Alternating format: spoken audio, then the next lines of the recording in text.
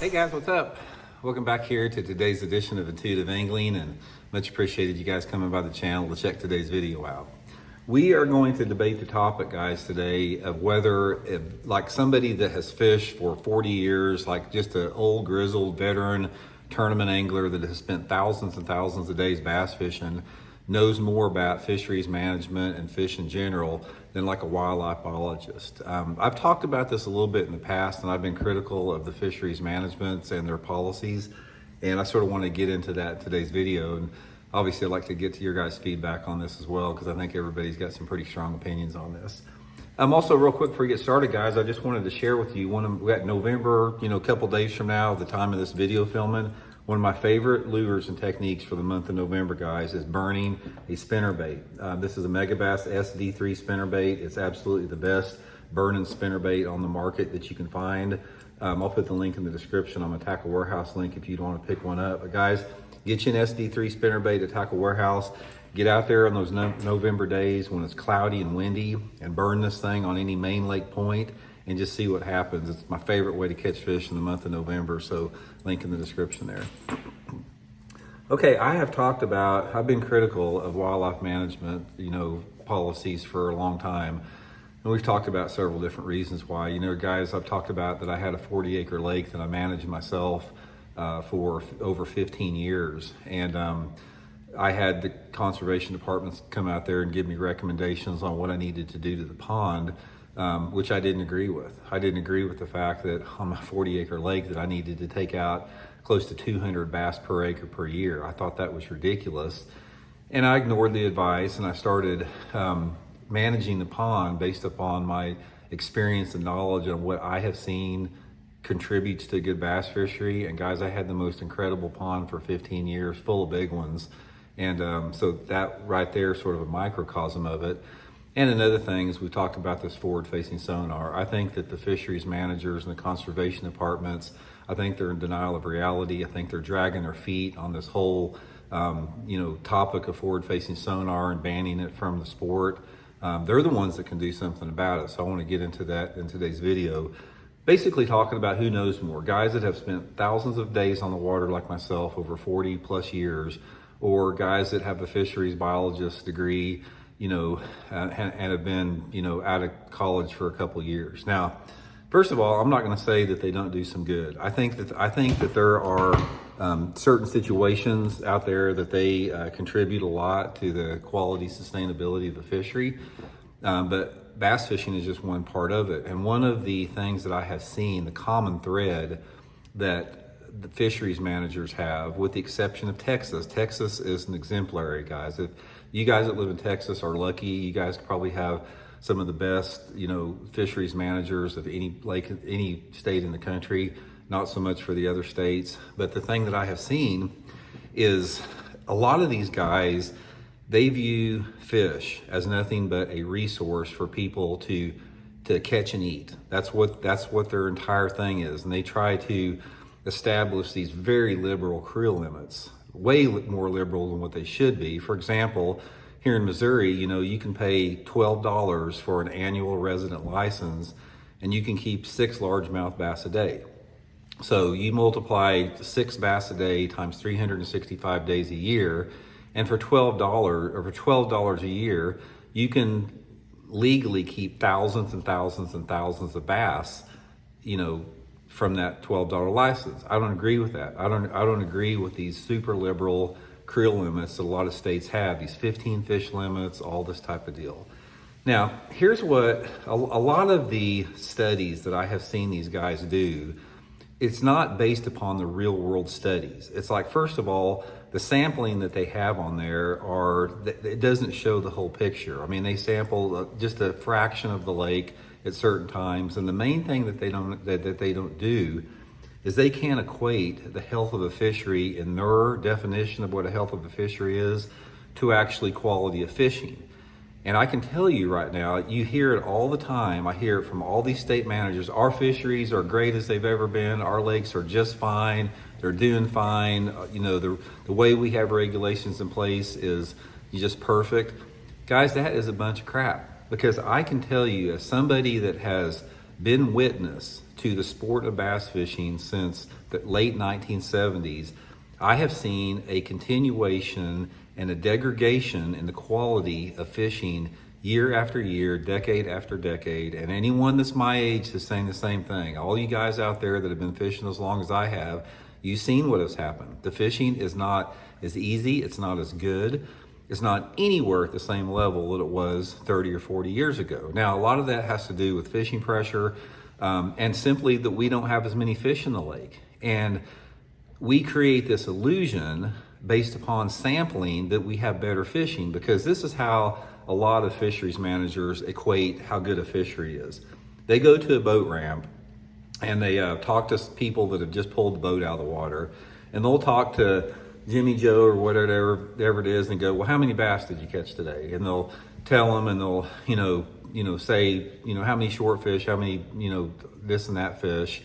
Guys, you can't believe that. You cannot believe what somebody tells you about what they're catching. That is not a valid sampling data. People lie. People can exaggerate. People aren't telling the truth. And even if they are telling the truth and they say, well, okay, I caught 7 bass today or whatever, and the conservation departments, they think that is okay. They think that's a good sampling. Fishery is healthy. What they don't understand, and this is one of the disconnects that fisheries managers have over hardcore tournament anglers that have been fishing for decades and decades, is it's an artificial inflation of these numbers, because it's only technology that has allowed us to continue to catch fish amongst the depleting fisheries population. So when you have this highly advanced electronic technology, and you have highly advanced bait technology, and you've got thousands or hundreds of different categories of lures that look realistic, and you've got the best equipment, you've got the best trolling motor, it creates this illusion that the fisheries are better than what they are. Because if you would take the same equipment that we used back in 1985 and you put that same equipment in 2024 in everybody's boat, then you would get an accurate sampling of how much the fisheries suck around the country. Because if you go out there and you've got a 24-volt trolling motor, and you've got a flasher, and you've got a Bomber Model A crankbait and a spinnerbait and a jig, versus all the other tech we have here, you're going to catch a fraction of the fish that you're going to catch in 2024 with the current technology that we have. So that's what I call this illusion of fake fishing.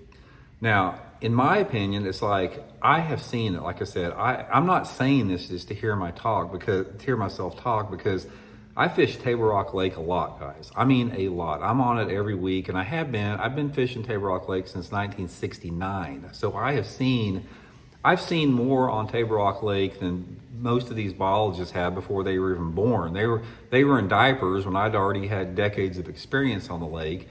And I have seen a precipitous decline in not only the quality of bass in Table Rock Lake, but the numbers of bass in Table Rock Lake, and how easy they are to catch. And that is directly due, not just fishing pressure, but it's the fact that there's not as many bass in the lake. That's all there is to it. Back, 40 years ago on there, you could go, and when the lake was still mature, 40 years ago, Table Rock was still over 30 years old. But when you could go down there with a white bomber or a 10-inch blue flip-tail worm and throw it on any bank in June down at Table Rock Lake and catch big ones, try that now and see how many you'd catch. You probably wouldn't catch a bass in a week doing it, and that's not because those fish are conditioned to a blue 10-inch flip-tail worm and a hellbender. It's because the fish aren't there. So from that standpoint, I wish that the biologists and the state fisheries managers would work in correlation with the old-time bass fishermen to get their advice on what the deal is. Here's my opinion. I can tell you guys right off the bat what my opinion is and what my experience has been. Number one is habitat. As a lake ages and you get more fishing pressure on the lake, you have got to offset that with increased habitat. And I don't mean throwing a Christmas tree in the lake in some conservation project where you collect Christmas trees. I'm talking about creating hard structures, rock piles, implementing aquatic vegetation planting, legislating and lobbying these people out there to allow us to plant aquatic vegetation in the lake, penalizing these people out there that have chemical companies that come in to try to kill that aquatic vegetation, making the creel limits much more difficult and much more conservative, make it, institute slot limits that protects a lot of the fish and the size that a lot of people take, eliminate fishing during the bedding season. Why in the hell has why hasn't every conservation department in the state made it illegal to fish during the prime bedding season? They make it illegal to hunt when the deer are having their babies or when any other animals having their babies, but they don't when they're bass fishing. That's the most irresponsible thing that I have ever seen. The conservation departments allow fishing during the prime bed season.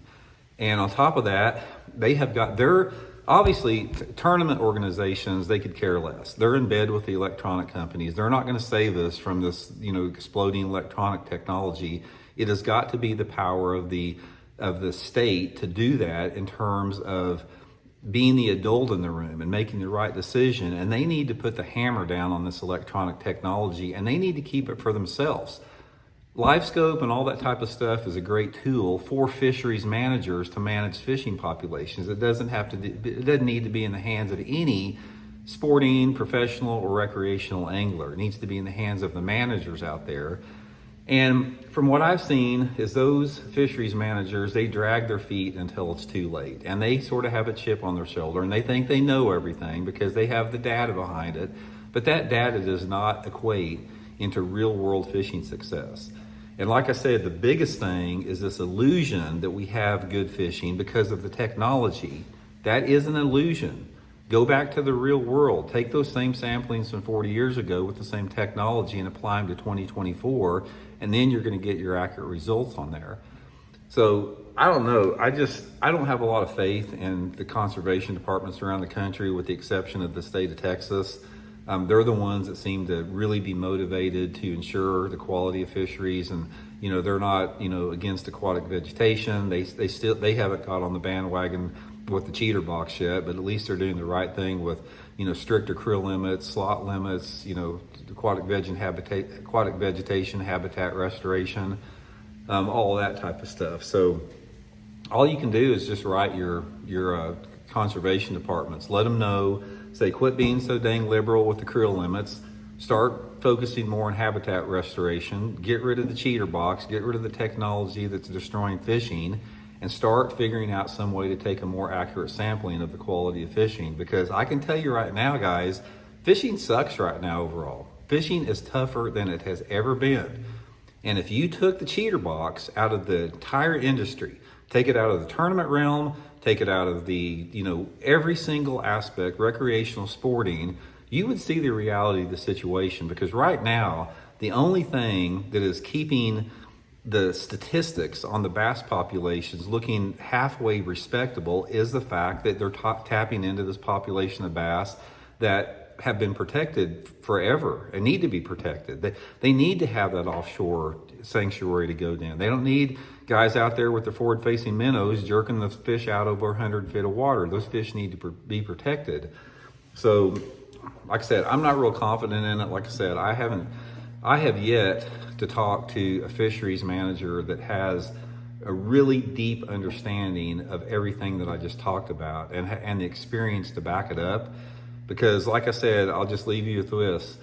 Whatever creel studies and creel, research that they do, it doesn't mean anything if it doesn't equate to being able to catch fish without the aid of all this, advanced technology. If you have to have advanced technology to the level we have it now in order to go out and catch a bass, our sport has evolved into a very sad state. So let me know what you guys think. Really appreciate it, and talk later.